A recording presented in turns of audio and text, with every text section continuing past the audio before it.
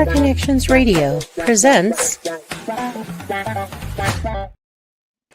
Hello, everybody, and welcome to the Sunday Morning Chat Series with Jesse Oakley III. I'm your host, Jesse Oakley III, and the purpose of the Sunday Morning Chat Series is to interview a plethora of positive people that are making big differences in their communities. You name it, authors, writers, singers, entertainers, athletes, and people that do community service. If you hear from them, you'll hear from them first on the Sunday Morning Chat Series. And today we have a special episode for you. Now, happy people, you know I belong to an organization called Toastmasters International, and I've been a part of this organization on and off for the past 30 years. And I have great moments and met great friends within Toastmasters International. And I'm excited to actually interview an awesome individual and a wonderful friend who has been down the road that I've been as a past international director. Please let me welcome none other than Distinguished Toastmaster and past international director, Michael Osur. Hey, Michael, how's it going? Hey, Jesse, good morning. Greetings. Great to be here. All right. It's great to be here on the Sunday Morning Chat Series. And without further delay, let's chat. Okay, the first question I have for you is, I explained to the happy people about Toastmasters International through my own definition. And what is your definition of Toastmasters International? Toastmasters International. It's the world's leading nonprofit organization that helps people with public speaking, teaches them leadership, and helps them to find their voice and tell their story. Ooh, that's pretty good. If I may add, it's 100 years old this week. This year. That's amazing. 100 years of Toastmasters. We do this through more than 12,000 clubs, 200,000 members in more than 140 countries. That boggles my mind. Countries I've never even heard of till I joined Toastmasters. Oh my, that is truly fantastic. The next question that I have for you is, we talked about Toastmasters, we talked about our beginnings, and my beginnings happened to be in Speechcraft 30 years ago when I was a civil engineering student at UNLV. Where did your Toastmasters journey begin? I love this question, Jesse. In 2007, as I was the assistant deputy director for the public health department in Southern California in Riverside County. And we realized that many of our aspiring employees were not getting promoted. And when we looked at this, what was the problem? They were doing a terrible job on their interviews, even if they had the skills, the knowledge, and the aspiration to do a great job. And someone said, hey, this Toastmaster thing, have you ever heard of it? They might help us. I'd heard of it, but never been to a meeting. This was fabulous. So our head of the training group called up somebody, and next thing you know, they had a meeting with Toastmasters people. I didn't go. Then they did a demonstration meeting to show people what it was about. I missed that meeting completely. In my zeal to support this, they said, well, Michael, you've been missing the meetings, but you're coming to our first real meeting. We had the meeting at the very first meeting, and guess who got elected president of our club? I had no idea what I was doing, but we had mentors in our organization in the district, as Toastmasters clubs are in districts, and they showed us the ropes. Halfway through that first meeting, I said to myself, this is not like anything I've ever been at. There's people applauding. There's people supporting you. There's people trying to help you. This is not my experience working in government. I was shocked. And by the third meeting, I realized this was my goal in life because I could speak. You tell me, give me 45 minutes. I could talk for 45 minutes without a problem. I'm not sure I was saying anything of importance, but make me talk for 3 to 5 minutes. I couldn't do that. I didn't know how to get my message across in a very short, concise approach that people wanted to listen to. And that is how I got hooked on Toastmasters. Oh my goodness, that was truly a wonderful beginning and a wonderful start within Toastmasters. Everybody had their own beginning steps, and you just heard Michael Osur's and my beginning steps as well. And the third question I have for you is, how has Toastmasters benefited you at your day job? Well, Jesse, I retired just a couple years ago, but let's talk about the difference it has made. And this could go on for a little bit. While I never had problems speaking, This Toastmasters allowed me to get to be very short and concise because part of the program is giving prepared speeches that are 5 to 7 minutes, but also doing impromptu speeches that we call table topics in 1 to 2 minutes. And that's really where the organization and the program in our club excelled because our goal was to help our employees get promoted. And the beauty of this was that in the first year, every employee that was in the club and worked the program got promoted that wanted to be promoted. And this boggled our mind. In fact, the hiring managers would call me up. Hey, Michael, is this person in your Toastmaster thing? Because their interview skills are unbelievable. And so people were getting hired left and right and promoted. And I thought, wow, this is exactly why we're doing this. So it helps you with your interview skills. We all remember the pandemic and COVID. Part of the skills I learned was those short sound bites. So I was being interviewed because of our role and what we wanted to do with Toastmasters. I'm sorry, with the public health department during COVID, and the Toastmaster skills helped me so much because I was being interviewed on TV, and they'd say, "We have 28 seconds," and I nailed it every time. Or they say, "Michael, this is a 15-second shot before we go back to the studio," and I could nail that. So I found, and our public relations people found that the rather than speak to physicians, they wanted to speak to that Michael Osur because he said what he needed to say. He said it in our time frame, and we could use his bits throughout the day for our interviews. And I did TV, I did radio, I did newspaper, all from Toastmasters. And when the reporters would say, "How do you do this?" I would talk to them about Toastmasters. This worked so well that Toastmasters International gave me one of their highest awards, a presidential citation, because of the work I did promoting Toastmasters as part of helping people stay healthy during COVID. How's that for a story, Jesse? Whoa, that is a good story, cut and print. And I tell you, when you mentioned about the job interviews, I'm at my day job, and that's how I got promoted through my experience within Toastmasters. So Toastmasters helped me get from engineering technician all the way to associate engineer, where for the position where I currently hold right now, and also get a chance to connect with other people within the government agencies too. So for me Toastmasters is not only an improved of public speaking through the interviews, but also connecting with other government entities and agencies that also have Toastmasters. So it was a win-win on both sides. So when you gave that story, that it really hit home right here for me, man. It really did. So, if I may say, Jesse, there are many engineers that are in Toastmasters, probably even more that need to be in it, and they have your experience because I've known a lot of engineers in my day. Oh my. But if the ones in Toastmasters, they're fun, they're interesting, they have stories to tell, and make me interested in the whole engineering aspect, which as a liberal arts major, that was not my gig. I tell you, we engineers when we go into Toastmasters, it's like right here and right here, and when it gets together, kaboom! It's Boom, gonna be a really? wonderful experience, man. Oh man. Now you mentioned about presidential citation, and that was truly a highlight within your Toastmasters journey. Now another question I have for you is, what other highlights have you had with ever since you joined Toastmasters? There's small highlights and big highlights. All right. Part of the Toastmaster program, as you move up through leadership, you be at one point you're the president of your club, and that's 20 members. Then you become what's called an area director, and you're responsible for 4 to 6 clubs.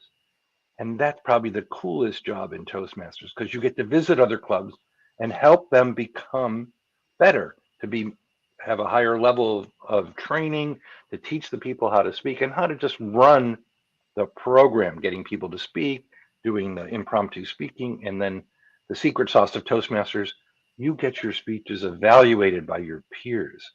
And as an area director, you have lots of people that are looking out for you and helping you become a better leader within Toastmasters.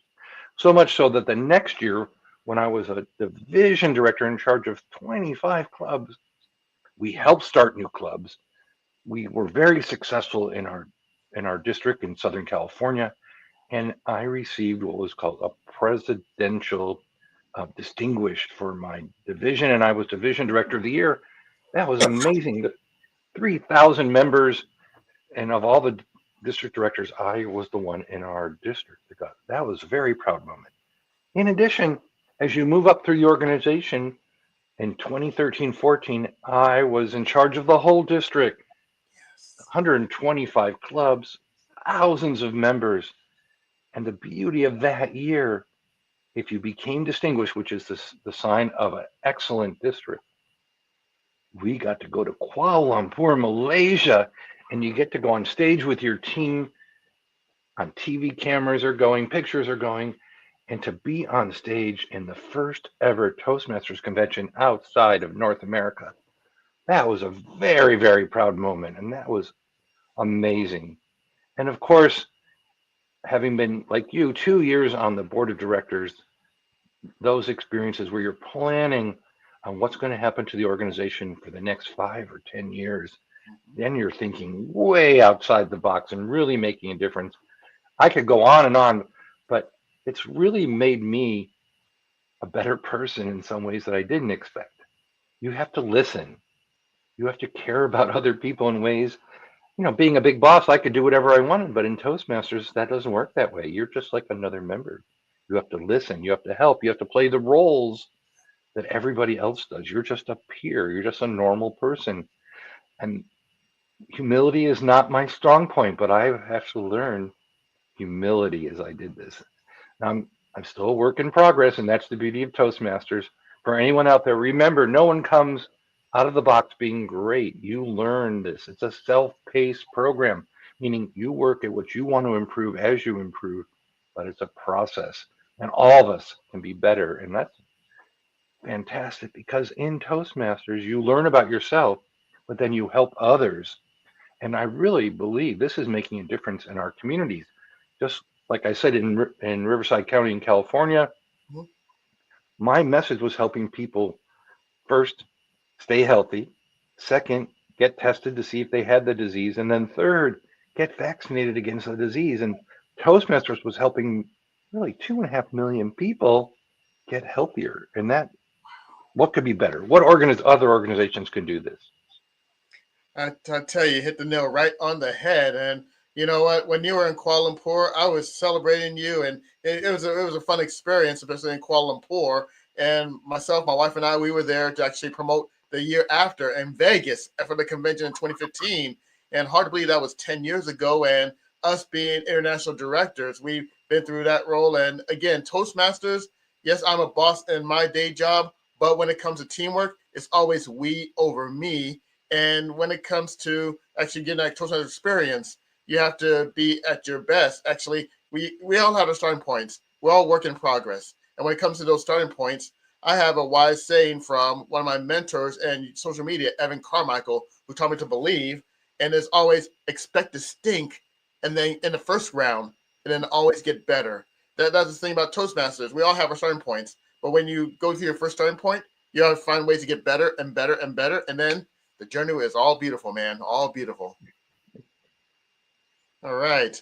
Now, the next question I have for you is, let's say that there's somebody out there that's inspired by what you've done within the community, and they see your work in Toastmasters. They were mind blown about the journey that you've made, and they want to be in your shoes. Yeah, they definitely want to be in your shoes. They're like, Michael, I really want to be in your shoes, man. What could I do to actually get to where you are right now? And if you were to be have that person ask you that question, what would be your response? Start at the beginning. Go to toastmasters.org, toastmasters.org. What comes up without doing anything, just find a club and you put in any information, the city you're in, the area you're in, the time you want to meet, and you'll get a whole list of opportunities in most areas. Right now, I'm in the San Francisco Bay Area. There's hundreds of clubs nearby. Pick the time and go to the meeting. The beauty of Toastmasters now, sometimes they're online, sometimes they're in person, and sometimes they're a combination. Pick what you need or want and just start at the beginning. Just show up to the meeting, and you'll find the first thing they'll do is ask you, what's your name and how did you find us? See, you have started the process and you don't even know it. And then as you go through the meeting, they may have you Say a few words at the end about what you thought about the meeting. They invite you to the next meeting. So start at the beginning. I call it working the program. Whatever role there is, just do it. Join. Join the Toastmasters program. Right now it's $20 to join and $60 for every 6 months. It's a bargain. But people in the club want to help you succeed. And that was really hard to get used to because that's not been my experience in the world, that people are going out of the way to help you. So just start at the beginning, toastmasters.org, click on find the club. Or I bet you know people that might be in the program and ask them to invite you to their meeting. Right, Jesse? Exactly. And it's always that word of mouth that offer that advice about join Toastmasters. You mentioned Toastmasters.org. And another thing I'd also like to mention within Toastmasters.org is it is a wise investment. You mentioned the $20 and the $60. I tell you what, there have been people that I've met in Toastmasters in the past that have been through the Dale Carnegie course. And they went through like hundreds of thousands of dollars of spending that Dale Carnegie course or maybe a John Maxwell. And at the Dale Carnegie course, they mentioned one thing at the end, and that is join Toastmasters. There you have it. 20 and $60 right there is a wonderful investment to join Toastmasters, and it is truly a fantastic organization. Oh my goodness, unbelievable, awesome. My goodness. All right, now next question I have for you, Michael, is a shout out. Now we have shout outs, and you talk about the Toastmasters. Go join Toastmasters.org. Now you've been through an amazing journey within Toastmasters, and there's so many people that have made this journey possible. If you could give a shout out to the people that made the journey possible within Toastmasters, who would you like to give a shout out to? Thank you, Jesse. There's always someone that sees something in you that you don't see for yourself. And I have a few people here I want to mention.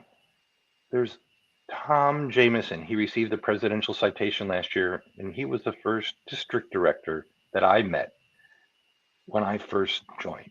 He sees positivity in everybody else, and he said, "You can do this. You should do this." And if I was smart enough to listen to him, I could progress in my skills and abilities. So Tom Jameson, of course. And along with Tom Jameson, Sandy Amelino. She's been in Toastmasters 30 years maybe, and she started out as a clerical person in her job. She got promoted a dozen times working for the federal government, and she always said, "Here's what you could do next. Here's what you need to do next." And she always directed me in the right place. So those are two people. I have more. Roz Carter. Oh, She she has helped me so much. In fact, the way our system worked, I was driving to work. I had a 30-minute commute. I'd get on the phone twice a week and call Roz because she had just retired and she would take my calls and we would solve all the issues of the day just on my 30-minute commute. And she always took my calls and gave me great advice. And I like to think I gave her great advice. And I have two more. One thing about Toastmasters, you meet people from all over the world. And my second convention, which was Las Vegas, not the year you were in charge of it, but before that, was someone named Jan Vecchio from Sydney, Australia. And she just loved the Toastmaster program. And she was so positive and she had such a big vision. And we're still friends to this day. And we're always talking about sharing recordings and speeches and what works and what doesn't work. And where else would I have friends in Sydney, Australia, since I've not been there?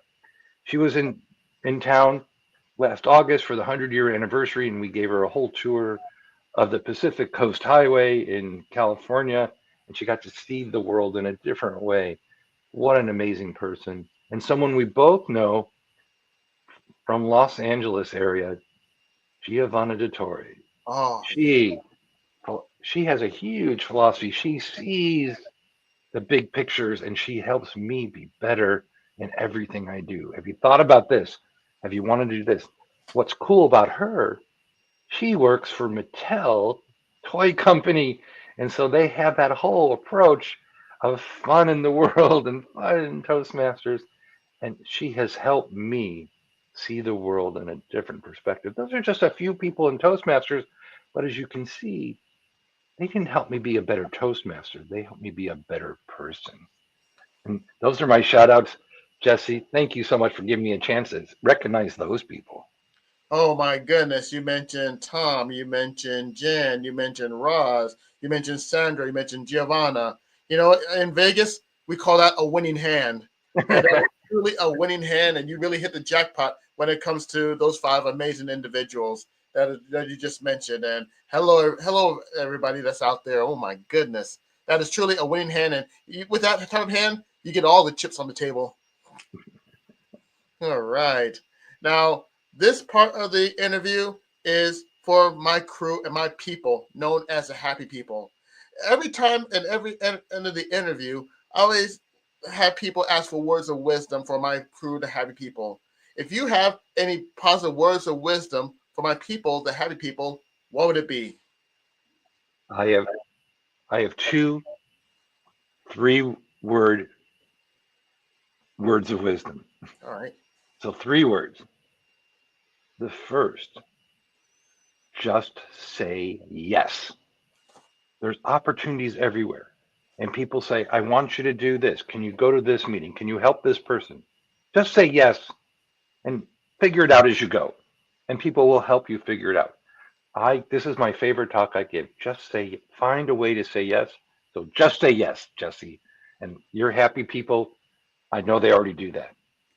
The second one, and of course I stole this from Simon Sinek, find your why. We all have a purpose. We all have a reason. Spend the time, read those books from Simon Sinek. Figure out your why. Because otherwise, you're just meandering along lost. What is your why? What drives you, and what do you hope to accomplish? Spending the time to go deep in yourself. I know, maybe it's not so popular these days, but finding your why will answer all the other questions. Then there's no ethical dilemmas. You already know the answer of what you're going to do. You already know where your limits are. You already know where you can move on. You find your why with just say yes, and you'll have direction. People will respect you, and you'll respect yourself. I hope that helps your your happy people, Jesse. But those 6 words will make a huge difference. I tell you what, the Happy People are motivated with just say yes and start with your why. And I tell you, the Happy People are always enthralled. And this has been a perfect bookend to this wonderful interview. And on behalf of all the happy people that are watching this, I thank you for spending time here on the Sunday Morning Chat Series with Jesse Oakley III. Thank you, Michael. Thank you, Jesse. All right. And this concludes this episode of the Sunday Morning Chat Series. For more information about this, please go to prconnections.com. And you can also go to the YouTube channel called PR Connections. And guess what? I have a brand new YouTube page that's out called Sunday Morning Chat Series with Jesse Oakley III, where you get a chance to hear past interviews that I've done on this wonderful podcast. Stay tuned next Sunday at 9 o'clock Pacific Standard Time for the next episode of the Sunday Morning Chat Series. Until next time, this is Jesse Oakley III speaking. Until then, happy people, you take care of yourselves and have a great day. Bye. PR Connections Radio thanks you for watching this podcast. Check out more episodes of this show and our others at prconnectionsradio.com.